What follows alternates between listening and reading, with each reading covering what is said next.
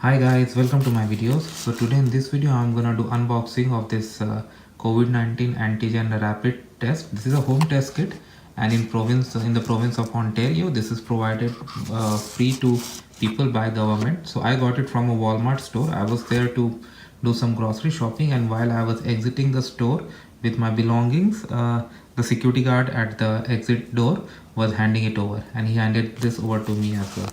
So this is free of cost, and do not even plan to sell it because the government has prohibited it and there is strict punishment and penalties. So don't fall into that. And this is very good home test kit. So let's see what we have here. Stand tubes here, okay, and it's written in both English and French. It's Canada, guys, and this test kit is made in Canada. So now let me open it and see what it is. So guys, when I open, these are the things I see: instructions, procedure card, sample collector,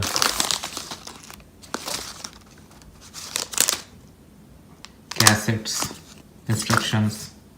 So it has got everything that you can use to do the test at home. So it's a great initiative, and thanks for watching this, guys. I'll make another video once I am through this test. Thanks for watching, guys.